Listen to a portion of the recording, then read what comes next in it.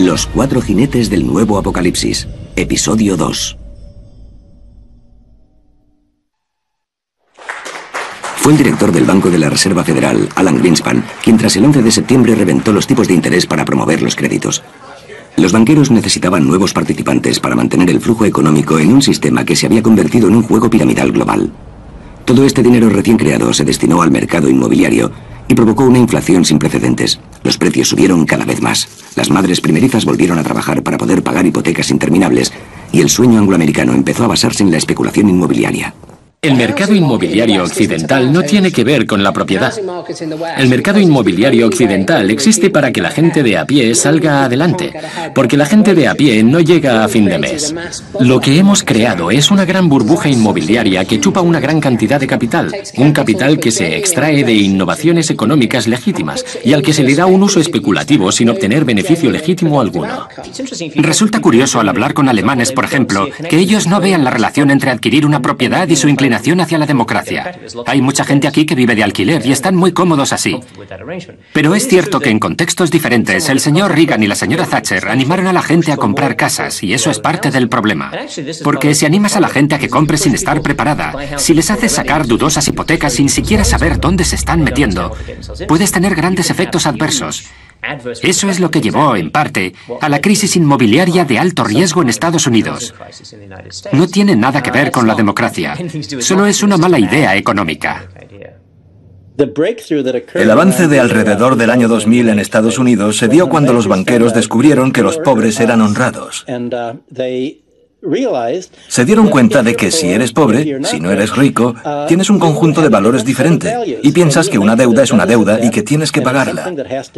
Y la gente intentará pagar las deudas en las que se ha metido, aunque esas deudas no sean legítimas, aunque esas deudas sean más grandes de lo esperado, aunque no las puedan pagar. Las cajas y los bancos, cuando emitían contratos de préstamo con tipos de interés flexibles, ya sabían desde el principio que estos problemas podían surgir más adelante y que la gente no iba a poder pagar las hipotecas. Al subir los tipos de interés, muchas personas se vieron con problemas. Sin comida en el frigorífico, sin poder pagar una educación a sus hijos, sin poder pagarles la universidad.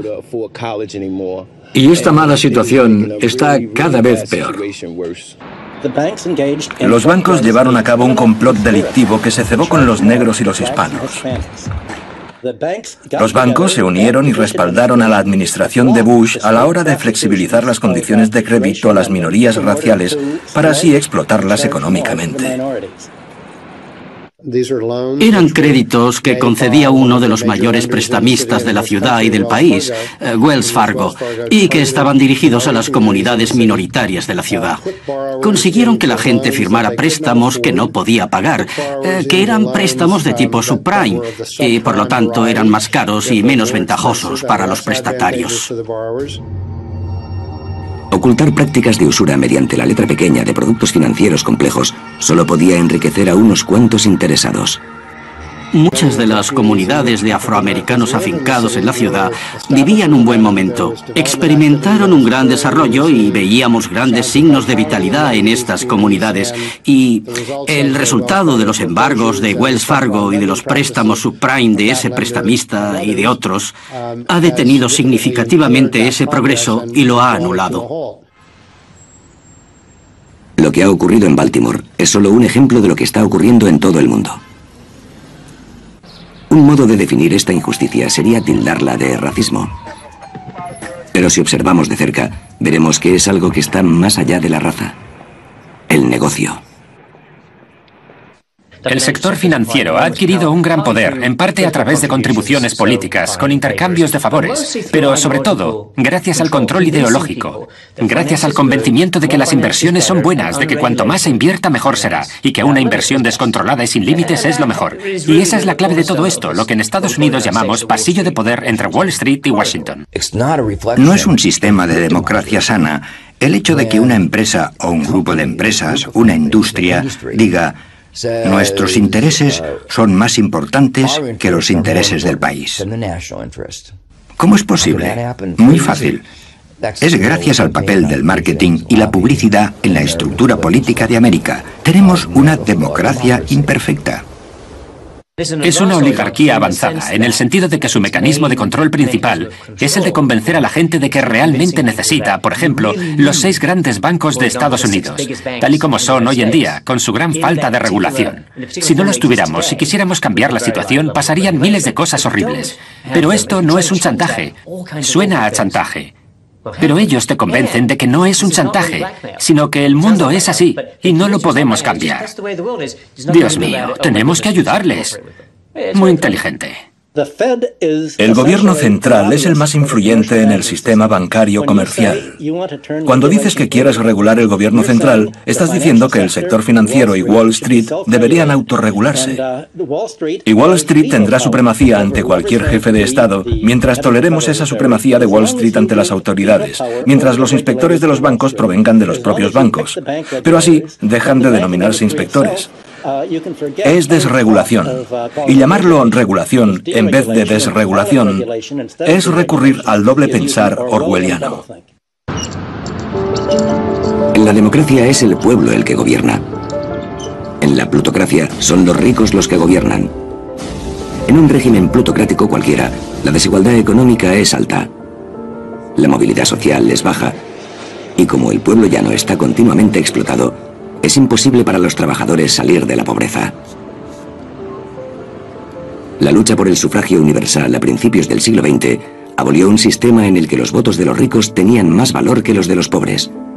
Pero hoy en día las influencias le han puesto un precio a eso y han reducido la estructura política americana hasta convertirla en una institución legal al servicio de los ricos.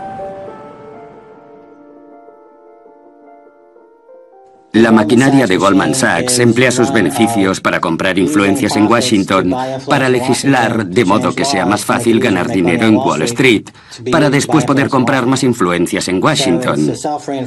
Por tanto, es una maquinaria autoalimentada de un modo ilícito y que sigue creciendo, como un parásito en la economía y matando al portador. Famoso por hacer el trabajo de Dios, Goldman Sachs es uno de los bancos de inversión más influyentes del mundo. Chicos, no podéis estar aquí. En Goldman Sachs son muy eficientes en lo que hacen. Su trabajo consiste en hacer dinero. Y ellos hacen que ladrones como Willie Sutton parezcan simples aficionados. Son unos grandes ladrones, pero son legales. El sistema lo respalda. En los últimos años han estado vendiendo valores de hipotecas que ellos sabían que no tenían valor, pero se los vendían a clientes ignorantes a los que les sacaban un montón de dinero. Mientras tanto, saben que van a fracasar porque saben que sus prácticas son tóxicas. Saben que va a ocurrir debido a los impagos y a muchas otras cosas con la gran aseguradora AIG, que tenía asegurado a Goldman Sachs contra el fracaso de sus prácticas. Durante el colapso del subprime americano, los inversores de Goldman, Michael Swenson y Joyce Birnbaum ganaron $4.000 millones con la venta corta de hipotecas basura. Respaldados por Dan Sparks, se denominaron Big Short y dejaron en la estacada a sus propios clientes. El senador Cal Levin citó al director ejecutivo de Goldman Sachs, Lloyd Blankfein, para que testificara bajo juramento en una sesión extraordinaria. Se ha hablado mucho sobre la supuesta venta corta de Goldman Sachs en el mercado inmobiliario de Estados Unidos. Lo cierto es que durante 2007 y 2008 no hemos experimentado una cantidad significativa de ventas cortas en productos inmobiliarios. No hemos hecho venta corta masiva en el mercado inmobiliario ni tampoco hemos perjudicado a nuestros clientes. En 2007, The Big Short le aportó miles de millones de dólares a Goldman. Y hasta ahora se han lavado las manos tras este atraco masivo. Ahora han vuelto más fuertes que nunca, más ricos que nunca, y con los mayores beneficios de la historia, con grandes primas. Les va genial. Y casi todo lo que han hecho, puede que todo lo que hayan hecho, no haya aportado ningún beneficio a la economía. ¿Quién se niega a que la gente con verdadero talento gane una fortuna cuando aportan algo nuevo y valioso al mundo? Cuando ponen en riesgo su propio dinero. Y lo que hacen beneficia a la población. ¿Y cuántos ciudadanos de a pie han obtenido verdadero beneficio con el plus de un banquero? En el escenario sagrado de la Catedral de San Pablo de Londres, el vicepresidente y portavoz de Goldman Sachs, Lord Griffiths, expresó lo que realmente piensan algunos banqueros. El devoto cristiano defendía los pluses abusivos. No me siento desgraciado, tengo esperanza. Y creo que debemos tolerar la desigualdad como una vía para conseguir una mayor prosperidad y oportunidades para todos. Un principio cristiano fundamental, como también lo es del Islam, así como del judaísmo, es que la riqueza debe compartirse, el dinero debe compartirse. No te lo puedes quedar para ti solo, y de ahí surgen muchas ideas sobre justicia y economía y todo eso. Pero ya no es así. La gente cada vez acumula más y más. Y para mí es asqueroso ver cómo la gente pierde su casa, su trabajo, y que no puede pagar la hipoteca a banqueros que han cometido un gran error y que después han cobrado grandes primas. Lo siento, pero está mal. Y no entiendo por qué no nos escandalizamos más con eso. Cuando la gente rica te dice que, concretamente ellos, se han hecho ricos por medio de estos atroces mecanismos de estafa, es un simple autobombo que deberíamos rechazar. Es cierto que al organizar una sociedad humana, algunos se adelantan y otros se quedan atrás. Es un mecanismo natural. Pero decir, vaya, debemos tener desigualdad para que Goldman Sachs pueda organizarse de este modo, no tiene ningún sentido. ¿En qué situación, en qué punto entra la moralidad en cuestiones económicas? En cierto modo, mucha gente piensa que Adam Smith nos dio carta blanca, nos enseñó a no pensar en la moralidad, porque lo que Adam Smith decía era que los individuos que buscan el beneficio propio son guiados por una especie de mano invisible para crear bienestar en la sociedad. Sin embargo, Adam Smith no dijo nada de eso, porque Adam Smith era muy consciente de que una acumulación de negocios iba contra el interés público y hacía subir los precios. Era consciente del monopolio, era consciente de la importancia de la educación que el sector privado no podía facilitar, y él mismo era consciente de todas las limitaciones, pero sus descendientes modernos han olvidado todas estas advertencias. Adam Smith fue el padrino de la economía clásica, pero desde su publicación su trabajo se ha usado como pelota política, y los financieros han tergiversado sus palabras a su antojo. Lord Griffiths aboga por el libre albedrío y defiende la idea de que si los banqueros se hacen ricos, nosotros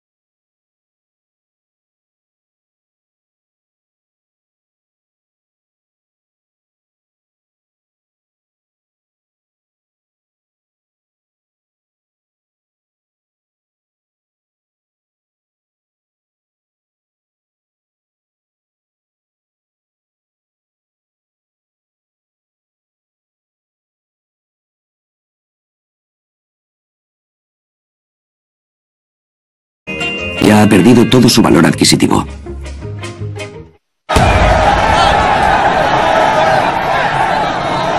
Pero la gente no tiene muy claro por qué nuestros líderes políticos han permitido que esto ocurra. Y es normal que se pregunten, ¿por qué? Porque nuestros sistemas políticos están defectuosos. Están defectuosos por la dependencia de los grupos de presión de propaganda electoral. Por eso, mi opinión y la de mucha gente es que debemos reestructurar nuestros sistemas políticos para darle más voz al ciudadano de a pie y menos voz a los grupos financieros y económicos, a aquellos que han ejecutado nuestro código tributario y nuestras leyes, etc.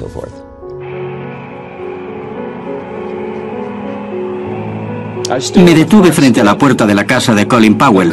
Le miré y le dije, ¿qué será lo siguiente, jefe? Me contestó, ¿a qué te refieres? Yo le dije, ¿qué vas a hacer? ¿A dónde vas a ir? Estoy escribiendo un libro. Ya sé que estás escribiendo un libro, pero no vas a hacer eso el resto de tu vida. ¿A dónde irás? Y él me dijo, puede que siga en algún ministerio, pero antes está el dinero. Le pregunté, ¿dinero? Y él me dijo, sí, millones. Es la única manera de trabajar en un ministerio del gobierno americano. Madre mía. Los demócratas y los republicanos están sujetos a intereses corporativos y hasta que no se liberen de esos intereses corporativos no tendremos un buen gobierno.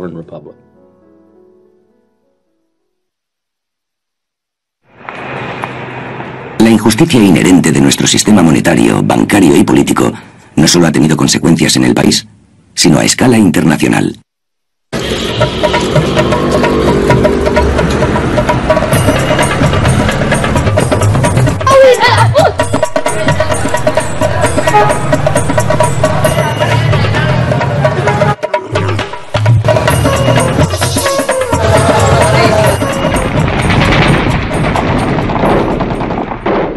Los líderes occidentales han presentado su campaña militar en Irak, Afganistán y Pakistán como una obligación moral.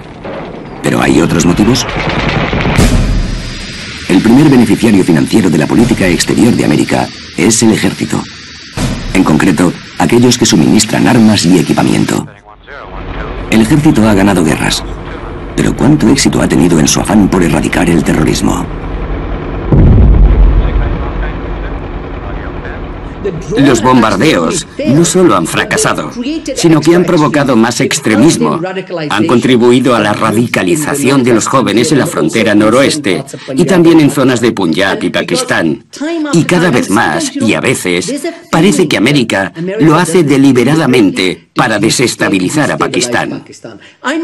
No estoy seguro de ello, pero sí que creo que cuando matas a 10 de los que apoyan esta máxima, los llamados terroristas, creas 500 más, porque ven los bombardeos como ataques al Estado soberano de Pakistán.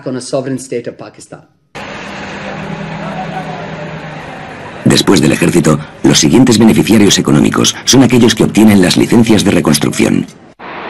En Occidente la gente incluso se alegra cuando oye que Estados Unidos está generando decenas de miles de millones de dólares nuevos, construyendo en países en vías de desarrollo. Pero muchas veces no parece conseguir lo que anuncia. ¿Hay otros motivos para ayudar a estos países? Nosotros, los sicarios económicos, hemos levantado el primer imperio mundial de la historia, y lo hemos hecho sin ningún ejército. Trabajamos de diferentes maneras, pero puede que la más común sea invadir países del tercer mundo que tienen recursos codiciados por nuestras empresas, como el petróleo, y ofrecer un enorme préstamo a ese país por parte del Banco Mundial o alguna de sus filiales. Sin embargo, el dinero nunca llega a ese país, sino que va a esas empresas para construir infraestructuras allí. Centrales eléctricas, autovías, polígonos industriales y cosas que benefician a las pocas familias ricas de ese país, además de a nuestras empresas, pero que no ayudan a la mayoría de la gente en absoluto.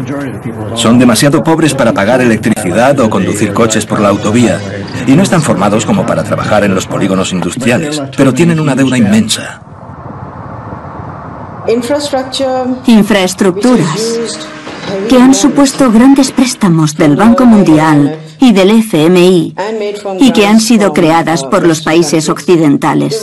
Todo se ha hecho para beneficiar a la élite y al sistema feudal, pero no para beneficiar al pueblo.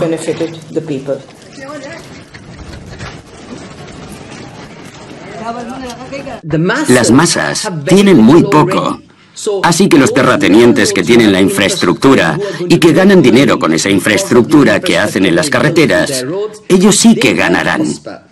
Y para los que no tienen recursos, los que no tienen trabajo, no existe ninguna actividad económica, nada relacionado con la producción, para que puedan vender y beneficiarse también. Si no lo tienen, ¿qué hacen? Recurren a los talibanes porque ven que el enemigo se acerca para llevarse lo poco que tienen.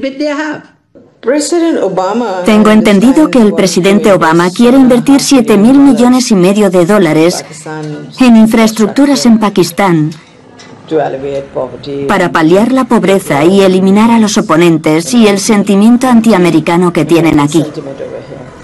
Sean cuales sean sus motivos, no nos es imprescindible. De hecho, tal vez sea lo peor que puede hacer. Este tipo de ayuda va a ser un estorbo. Va a empeorar las cosas porque va a imponer rasgos artificiales en zonas rurales. ¿Habrá alguna ayuda exterior de Estados Unidos puramente altruista? ¿Hasta qué punto le influyen los bancos y las empresas que se enriquecen gracias a ella? La obsesión americana por la democracia está plagada de contradicciones, y la principal es que proclaman la democracia a punta de pistola y que se enfrentan a regímenes que son democráticos, pero no lo son al gusto de América. Así que esta idea de que América ha promovido el capitalismo liberal también está plagada de contradicciones, porque lo cierto es que las empresas americanas, en concreto las financieras, tienden a ganar más dinero cuando los países están al borde del cambio. Y en parte, quieren mercados que estén cambiando estructuralmente, pero que no sean demasiado libres o demasiado transparentes, ya que ganan dinero cuando los mercados son más bien opacos. Unos pocos están ganando mucho dinero, sin siquiera tener que enfrentarse o ser conscientes de las consecuencias de sus acciones.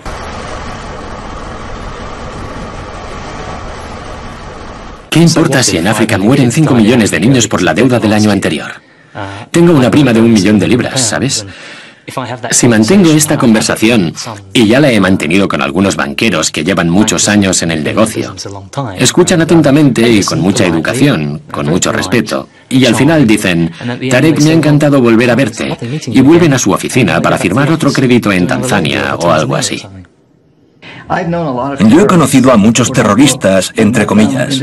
Los he conocido y los he entrevistado en libros desde que era sicario económico y no he conocido a ninguno que quisiera ser terrorista. Todos querían estar con su familia en la granja. Se ven abocados al terrorismo porque pierden la granja, porque se la inundan con agua para hacer una hidroeléctrica o con petróleo, con grúas perforadoras. Les han destrozado la granja. No pueden dar una vida a sus hijos. O en el caso de los piratas somalíes, les han quitado las aguas para pescar. Por eso son así, no porque quieran ser piratas o terroristas. Habrá unos cuantos locos, porque hay algunos locos a los que les falta un tornillo. Hay asesinos en serie y hay locos, y puede que Osama Bin Laden sea uno de ellos. Pero no consiguen seguidores hasta que ocurre una injusticia. Cuando se mueren de hambre o les quitan algo, es cuando siguen a estos locos, porque parece que les ofrecen una alternativa. ¿Qué significa realmente la palabra terrorista? Muchos terroristas se describen a sí mismos como soldados de la libertad. ¿Son posibles ataques terroristas dirigidos únicamente a empresas, especuladores y políticos occidentales? Cuando hablamos de terrorismo, hablamos de un ataque hacia nosotros, no de un ataque nuestro hacia ellos. Lo que ellos nos hacen a nosotros puede ser horrible, pero no es ni una pequeña parte de lo que estamos haciéndoles nosotros. Por ejemplo, el 11 de septiembre fue un ataque terrorista muy serio. Puede que el peor ataque terrorista de la historia, pero podía haber sido peor. Supongamos, por ejemplo, que Al-Qaeda bombardea Washington y la Casa Blanca, que matan al presidente e instauran una fuerte dictadura militar y que traen a un montón de economistas que llevan la economía a un caos histórico. Eso habría sido peor que el 11 de septiembre. No me lo estoy inventando, ocurrió así. Lo llaman el primer 11 de septiembre en Sudamérica y ocurrió en Chile. El 11 de septiembre de 1973, el presidente chileno elegido democráticamente, Salvador Allende, fue derrocado por un golpe de Estado. Empezó la dictadura con Augusto Pinochet hasta el año 1990. Eliminaban sistemáticamente toda disidencia política. Miles de personas fueron detenidas y asesinadas. ¿Quién llevó a cabo aquel 11 de septiembre? No es difícil saberlo. Estaban en Washington y Londres. Pero eso no es oficial, eso no cuenta. Hay un principio ideológico que nos insta a no fijarnos en nuestros delitos. Sin embargo, debemos exaltar los delitos ajenos y mostrar honor oponiéndonos a ellos. La solución a las verdaderas causas del denominado terrorismo no es empeorar la desigualdad económica. Si de verdad los políticos quisieran combatir el terrorismo, deberían empezar haciendo una gran reforma en casa. Porque mientras los grandes imperios bancarios lleven a cabo infraestructuras y generen deuda en otros países, Occidente seguirá exportando injusticia por medio de las finanzas. Millones de personas perderán su hogar, el terrorismo crecerá y el neocolonialismo acabará cada vez con más vidas en todo el mundo.